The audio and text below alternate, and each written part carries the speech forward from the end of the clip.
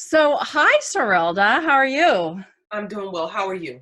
Good. So, I've got Serilda Summers-McGee on the pod here, and she's with Workplace Change, which is a HR and DEI type firm, and she's going to tell us all about that. But before we dig into her company and DEI, I want to hear about your background before Workplace Change because you've got a lot of experience. Right. So I've worked in human resources for about the last, I don't know, 17 or so years. Before I got into human resources, I was an administrator in higher education. And then I kind of had an aspiration of being a dean of students. I reported into the dean of students, and then I made a decision. I don't think this is my career. Uh-huh. So I'm a career changer, and then I later explored. I think I want to be in business, and I want to do business and people. Oftentimes, the most expensive asset in an organization is its workforce, right? And so I just dedicated the second half, if you will, the second portion of my career towards pursuing my expertise in human resources. So I worked in Kaiser Permanente as a manager. I worked at the state of Oregon as a director of human resources. I then went to the city of Portland as the chief human resources officer, reporting into Mayor Wheeler. That was my most recent role. And now I'm the CEO of Workplace Change, which is a human resources firm that integrates diversity, equity, and inclusion best practices and fundamentals throughout all traditional human resources functions. So think employee relations, labor relations, think recruitment, pay, compensation, and placing an equity lens and perspective over that work. Okay. Yeah, I just want to add, so for Kaiser, you were the diverse talent manager. Is that That's correct? correct. So Mhm. then, so you've got experience with both of the HR and the DEI lens. Absolutely. So tell me about workplace changes or workplace change. So workplace change is an HR firm, right? And what it's basically responding to the question of, should diversity, equity, and inclusion live inside human resources? This is a huge philosophical debate that's happening across the HR industry, right? Like it's an appendage, an add-on, almost like you think of recruitment, right? You can have a HR department and recruitment, and a lot of people will have an HR department and diversity, equity, and inclusion that may be a part of human resources, or it may report into a totally different channel. Well, it's my belief that diversity, equity, and inclusion is about people and culture. It's about people inside of a workplace and workplace culture. And the owners and operators and the people who are responsible, or the entity that's responsible for people and culture, is human resources. So why would it be an afterthought? Why would it be an offshoot? And so my company says it shouldn't be. And this is basically the way you integrate it. This is how you live into diversity, equity, and inclusion in a more holistic way, and in ways that I believe is the future. In a way that I believe is the future of human resources. Okay.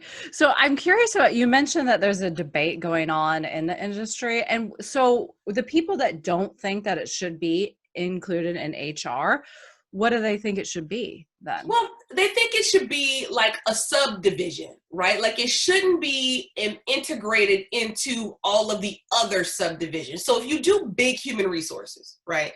If you go into a Kaiser, if you go into government, right, versus a small business that has an HR generalist oftentimes, when you do big HR, you have employee relations people, people who do investigations. You have the labor relations people, folks who negotiate contracts.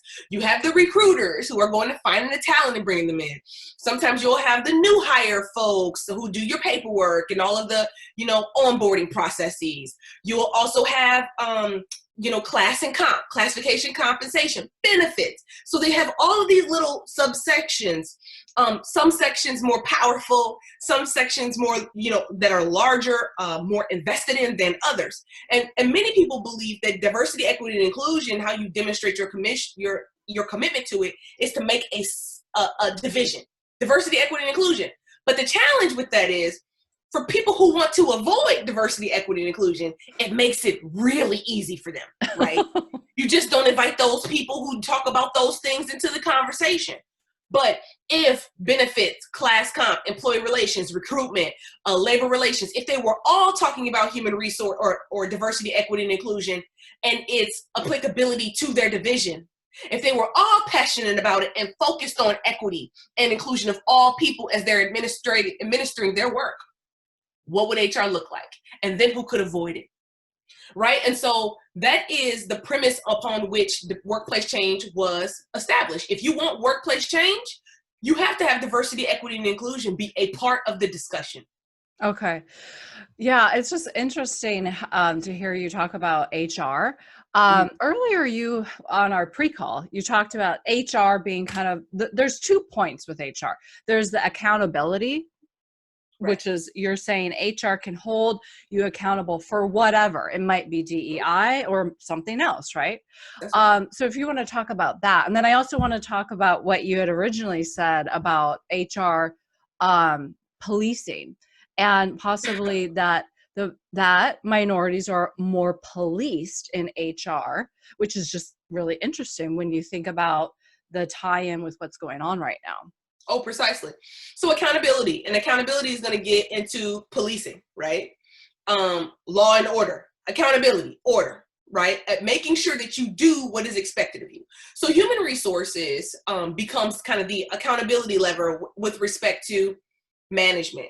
Let's say a manager is engaging in abusive behavior, or even a manager is drunk on the job. Oh God, I can't tell you the number of times I've seen that. Oh, really? Or, a person let's say you're responsible for, let's say you're in higher education and you've got people who are engaging with students, and then all of a sudden folks are sleeping with students, and you're not supposed to be sleeping with students. Let's talk about tardies and just showing up for work on time and showing up for work sober and prepared to work. All of these things are accountability components. We have an agreement. We hired you to come in and do a body of work. You're supposed to come in prepared to do that work, not break any rules, any laws. And the entity that holds you accountable to living into the expectations that we establish upon your hire is human resources.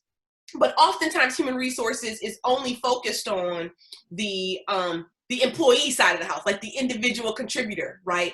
Doing the bidding of management. When management oftentimes, can do unhealthy and harmful actions and activities towards and behaviors towards other individuals. So HR is supposed to be the impartial, almost like the conscience of an organization that says, yes, you can, no, you can't. We're like the umpire. We're the ref, in this game of life in the workplace. And so that's what we do.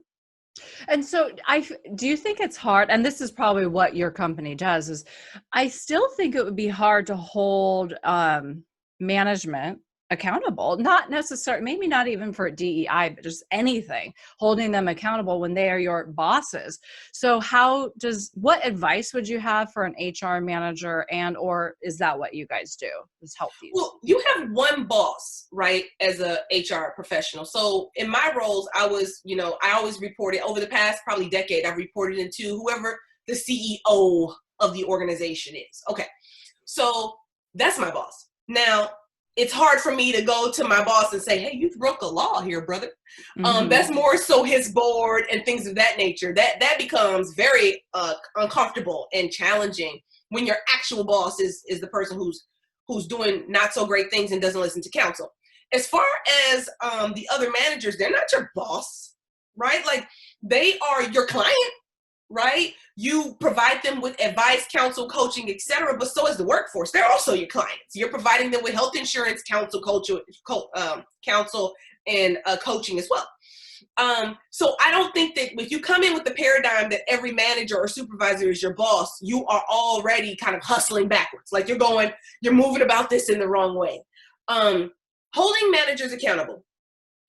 You have to learn how to talk about with their supervisor. Sometimes it's the CEO, sometimes it's a VP or, a C-level person. Sometimes it's a director.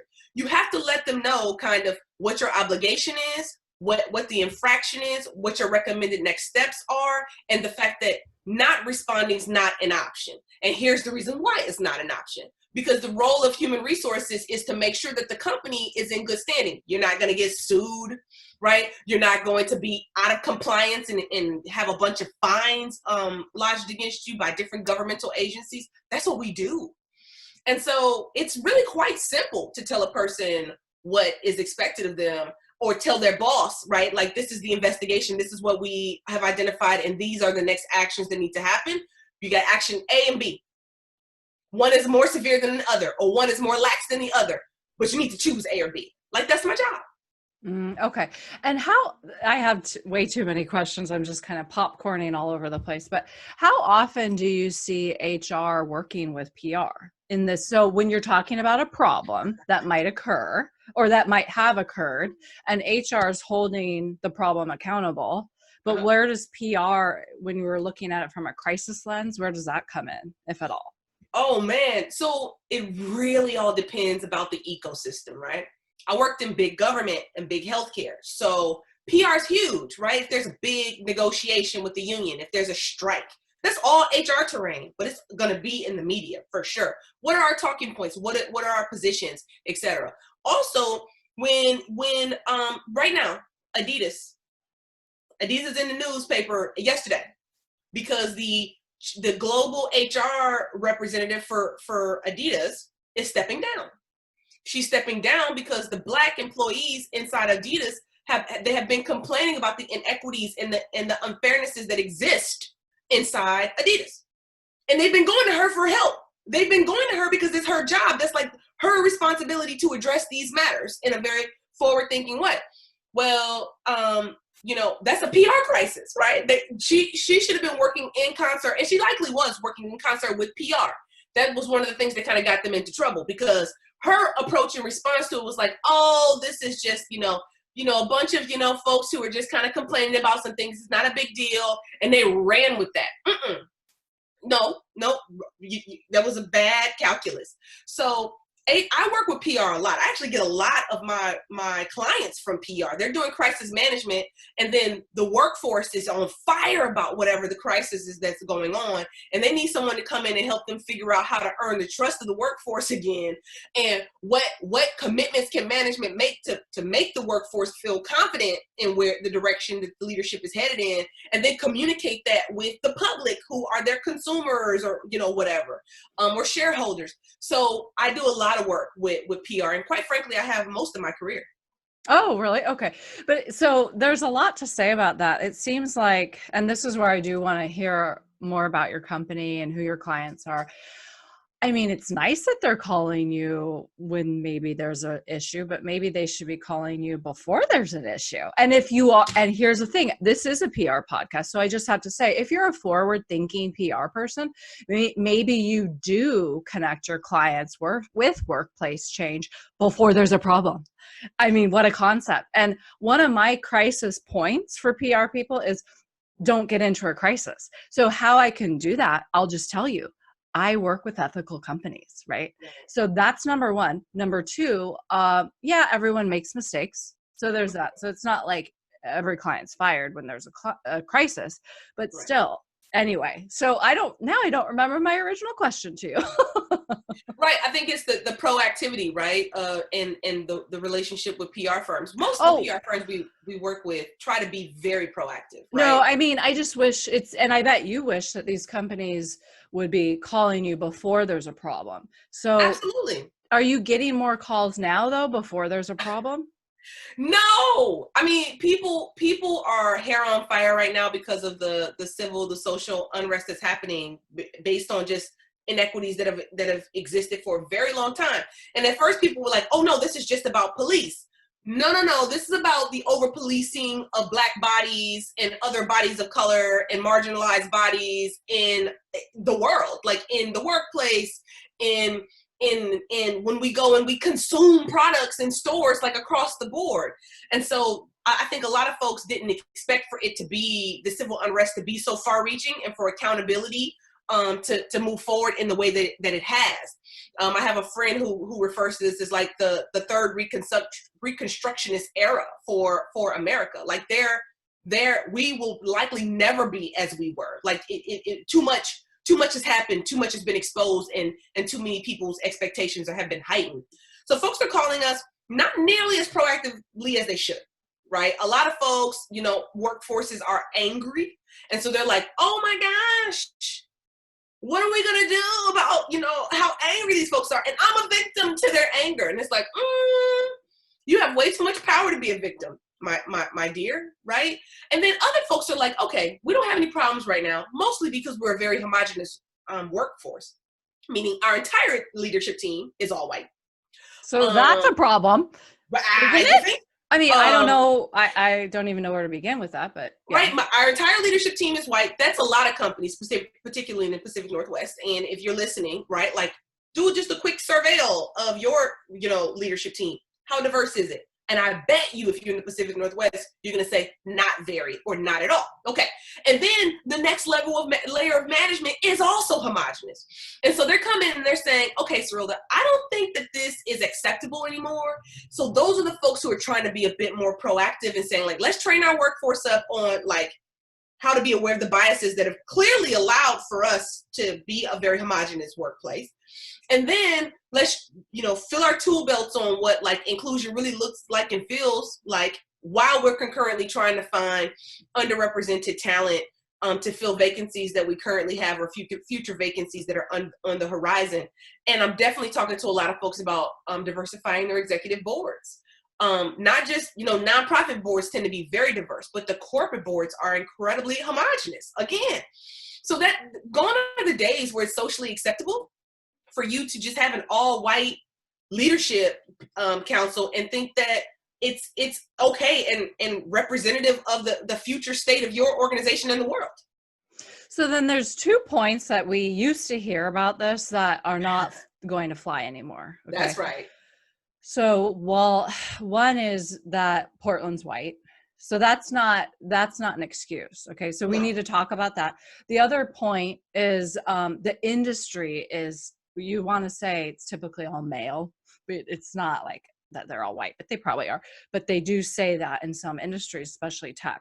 It's just like, oh, what do you do? They're all male. I can't find any women speakers to represent this conference or whatever. So and I know I'm a white woman and I'm married to a white man. And my white man, who is my partner, he's the one that called me out on some of this stuff. I remember we were representing a nonprofit and they really wanted to get women, speaking. And I said, well, there's no women in the industry, so I just don't know what to do about it. So it's not a problem. This was years ago. And my husband, the white man, said, that's not an excuse. And he also has said that with other clients where I'm kind of thinking like, oh, I could see their point of view about the diversity of gender. So then what do you do? What do you do about that? If it's like, are they not looking in the right place, for talent?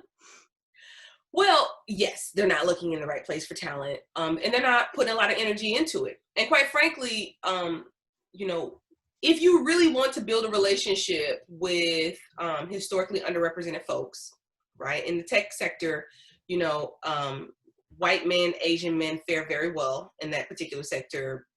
All other race and ethnicities tend to not.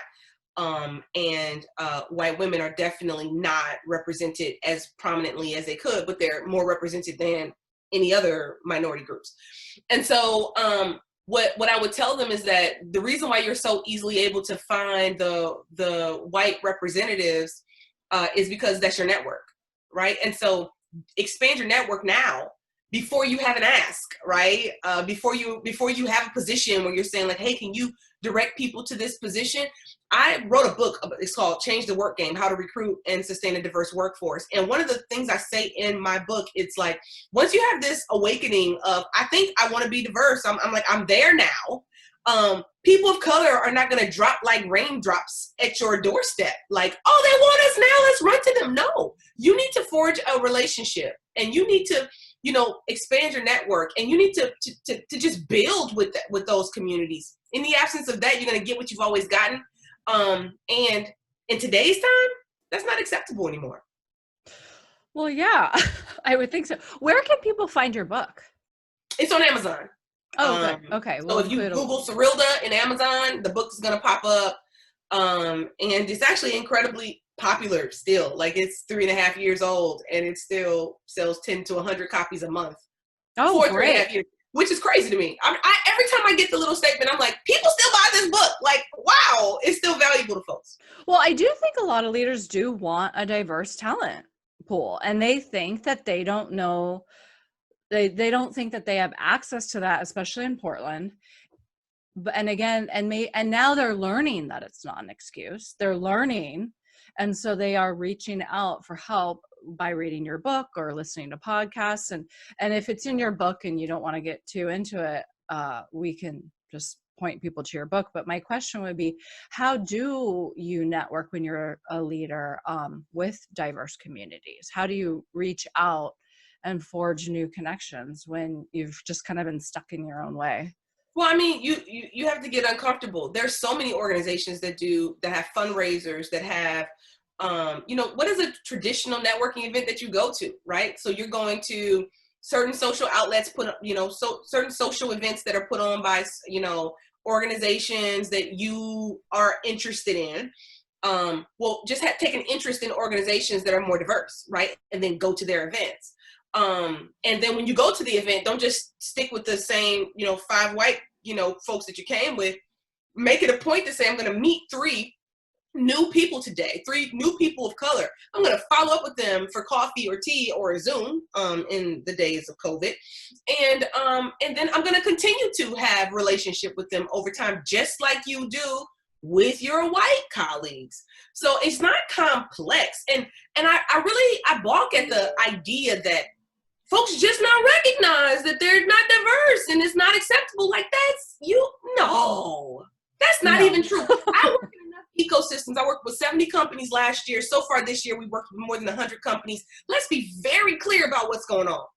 People are comfortable with the status quo. It works for them. At least it did. And now there's a new accountability component that's being, lodged at folks. And they're feeling like, ooh, they're going to expose me. I don't like this exposure. This is making me uncomfortable. What can I do to pacify this global audience that's online, that's now looking at board of director composition and looking at executive team composition and saying, should I spend my money with you? Because you don't seem to be investing in people who look like me. Mm-hmm. So speaking about recruiting diverse talent, so you can try and recruit diverse talent, that's one thing, but what about the image that you're projecting? So if you're projecting an all male, all white culture, I have heard that diverse communities will just not want to go there. They might take an interview, but it might feel awkward, so they're not interested. So could that be marketing's job to help portray a different culture? I mean, I don't think it's marketing's job to fake a different culture, right? Like if your culture is all white and all male, then that's just what it is. But what you can do is demonstrate through the selection process that you have community relationships that are more diverse, right? So let's say you don't have diversity in your organization right now. Who do you partner with? Who are your vendors that you have close relationships with that you can bring into your selection process and give them a meal and, say, hey, we want to hear your perspective because you're going to work with these folks, in the future, and they be diverse. There are other ways for you to demonstrate that you are committed to change. And it's not, the old tricks you've been using for the past 20 years that's gotten you what you currently have. Yeah. So I have a really cool example about this, that one of my clients, they do have an all white male leadership. And, I'm in marketing. Okay. I just am. So I look at the website and it shows all white dudes at the top of the company. And for years, I just thought maybe they should take that down. I said, you should just take down your page. But my client 2 times has said the coolest thing to me. He said, no, the solution is to change it. That's right. So don't hide it. Yeah. Don't pretend like you're more diverse when you're not. Like, own it and do something about it. Yeah. So I was like, this is a cool client. And I'm, so that's what I like to work with, people like that. But anyway, I kind of want to talk about the over policing of Black people in HR. Yeah. And what is that? What happens there, and how does that affect careers and families? Well, we do it at the request, oftentimes, of management. Like, we're not just going out there stopping and frisking folks, generally speaking, right? But what happens is that many HR folks just follow the lead of management. So this is what happens. you've got one or two people of color in your organization, right? Which means they already stand out. You are already seeing them when they come in because they physically look different than everybody else. And so because they are, in your periphery 24/7, you start to think about, well, what time did they come in? Well, what time did they leave? What are they working on? How much work are they doing right now? Right? You pay greater attention to the folks who look different than everyone else. Now, everyone else just kind of gets the, be anonymous because there's a ocean of folks of sameness that are out there. But the folks of color get investigated more, right? So one way to determine kind of what's going on with someone is for someone to alert human resources that perhaps, some inconsistencies exist. And HR will say, let's investigate, if there's any there. Okay, so then you start talking to other people. Well, these other people have also been watching them or paying closer attention to them, or they have some biases that creep in, like, well, I just feel like that I get called aggressive all the time, right? Like, one person says, really, you just need to smile more so people don't think you're so threatening. I mean, these are things that have happened to me my whole life as a dark-skinned Black woman. Or I've been, stated to be like taking up too much space, right? Like my presence, my energy is too much and it's overwhelming to white counterparts. You're so scary. Right? You're scary. Serilda came in and asked me a question and I was just frightened. And then HR will do this thing because HR is predominantly industry-wide over 75% white women. Not white folks, white women, right? So white woman to white woman, right? They get together and they're like, I can see that. Like you start hearing a person's story and then you put yourself in their shoes, because that's just what happens with human beings. And then you say, man, I would probably feel threatened if Serilda were coming to me and asking me that question too. That was probably a very threatening environment for you. Okay, let me go see if Serilda's threatened any other people in the organization, right? You just start to peel these things back now. How many folks has Karen, accosted or threatened with her behavior or passive aggression? Nobody knows. Nobody's even looking into it. But the world is looking into me, Mm-hmm. I told someone on the panel, I'm like, at the last job I was in, or at a job I was in, I was investigated 5 times by finance in less than a year. For like handling money handling money. How is she managing her money? Is there any there? And I'm like, I went to a few of my other heads of divisions and I'm like, hey, how often are you getting, like, God, I'm just under audit all the time. Like, how often are you being audited? And they're like, I've been here 7 years, never been audited. I went to every single division leader. And I asked them, good for you. Because now I'm an investigator, right? I'm an HR investigator. So let me just see if there's a pattern here. Yeah. One of them have been investigated over the past 2 years. And by the way, every single audit, every single investigation, there was no there, right? Because I know that I just don't get the kind of luxury of making mistakes with money.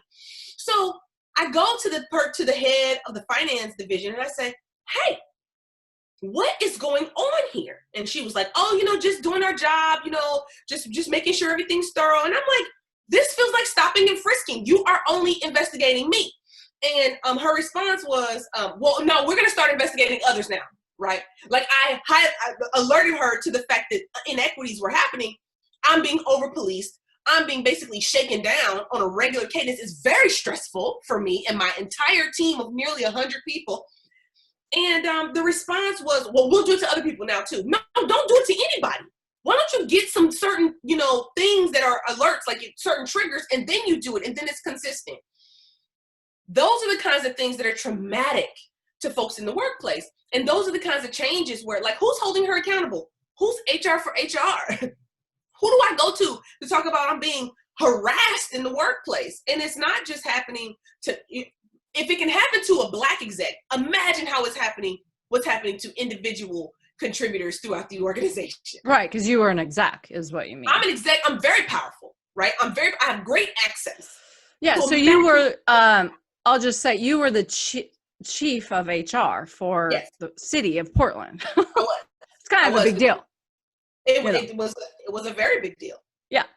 So, so HR, who is HR for HR? So what, is there anyone? An attorney? Oh, That's your okay. only recourse. Well, I or mean, is it, or possibly the workforce brings in the attorney to create change if they have to?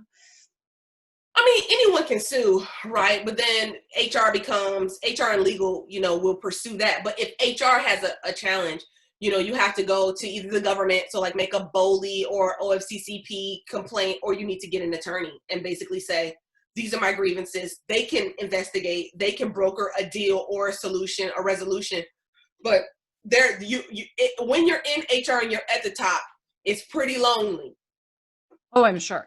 So can you talk about who your clients are, past and current, and well, or past, and how you help them? Like, what's your process? So our stuff, the things we work on with many clients is very sensitive, right? And so we work with big clients. So we've worked with Nike, and we've worked with Intel, and we've worked with, those are just like some of the big brands that you might know. Burgerville is a pretty big brand here, but we also work with smaller companies. And I'm looking at my calendar of like, who are some of my most recent clients, but Maxwell PR and Foster Club and Modernist Financial, Prosper Portland. Like, we work with, there is no particular type of client that we work with. If you have human beings who show up and work, who have managers, there will be conflict. There will be systems that become lethargic and old and antiquated, and there will be trainings that will be needed. And that's what we do. We help them. We help them establish and foster workplace change. So, and I'm sure it's just different based on the client and where Absolutely. they are Sometimes it's training. and the Sometimes process. it's a culture assessment.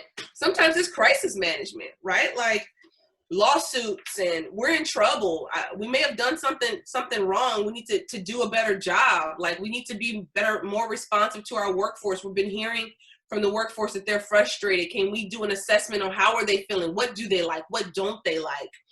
What resources do they need that they don't feel like they're getting access to right now? So yeah, they're all traditional functions of human resources. I'm at the bargaining table with clients. Sometimes even just holding the union accountable for being more inclusive and thinking about the more historically underrepresented dues paying members that they have, so that the organization can move forward. Right? They're trying to move forward, but they're like, I got a collective bargaining agreement that's making me create more harm and more consequence for new hires, and our new hires are predominantly people of color. What can we bargain in our contract to make it so that the reductions in force or the furloughs don't have a disproportionate impact on underrepresented folks? All of those things. We also do a lot of recruiting as well. Like, not only do we help you create an infrastructure and understand your culture, we also help you find the talent to bring into your organization. And we guarantee that our applicant pool will be at least 30% underrepresented. So if that's women, it'll be at least 30% women, and it'll be at least 30% people of color if it's in the Pacific Northwest. Oh, okay. Yeah. And so any last so this is a two-part question. Any last tips you might have for a leader who might be in the role of trying to diversify their workforce or in the hiring role, tips for them, and then also tips for young Black women coming into the workforce? Tips for hiring managers and heads of organizations who are interested in diversifying their workforce. Don't think about it in such a entry-level way, right? So a lot of folks will say, oh, we'll bring in more interns, we'll bring in more, individual contributors. It's now time for you to expand your horizon and think about your board and think about your executive teams and your leadership teams, okay? But in addition to that, if your previous fishing strategies have always garnered a pretty homogenous pool, so mostly white male or white applicants, then you probably need to fish in a different place than you have in the past. And if you don't know where to fish, bring in a organization, Workplace Change. Not only do we headhunt for people, we teach people how to fish, because we truly do believe in, it's expensive to hire a headhunter over and over and over again, giving 25-30% commission on every hire. That's unconscionable. Like, we got 4 vacancies. I can't spend 30% commission 4 times. But that's why we teach others to fish. We can come in and teach you how to look for talent differently, because that's how important it is for us. It's not just about a payday in perpetuity. We want to keep you coming back to our trough. We want you to do it on your own because it's important. Well, yeah, and it's creating workplace change, because those people you're teaching could go somewhere else and they could bring their new knowledge somewhere else. That is my prayer. Yeah. Okay, so for the young Black woman, and it doesn't matter what industry, any, like, either coming out of college or not doing college. You know, the young Black woman, the feedback is so complex because it's regionally specific, and it's industry specific. But what I will say as an HR practitioner for young Black people going into the workplace is be your authentic professional selves, right?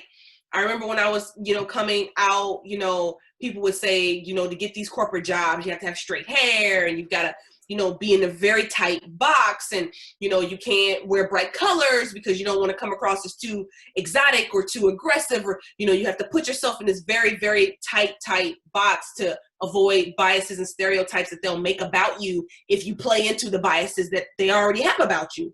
I don't subscribe to that. And when I did subscribe to that, my life was a lot less complete and joyful. And my success was stunted as well. When I stepped into my authentic self, Black girl from Michigan, the Midwest, straight talking with professionalism and sophistication, but I don't have to be fake. Like it's a value of mine to not be fake and to be honest and respectful. But also to just not be afraid to take up space. And quite frankly, I think that this is the season of the Black woman. I think a lot of Black women are unapologetically leading from the front, showing our sophistication, showing our connection to community and our commitment to community, and basically saying that we bring all people forward, not just Black people. We actually legislate, we actually lead in a very collective and inclusive way. And that's the future.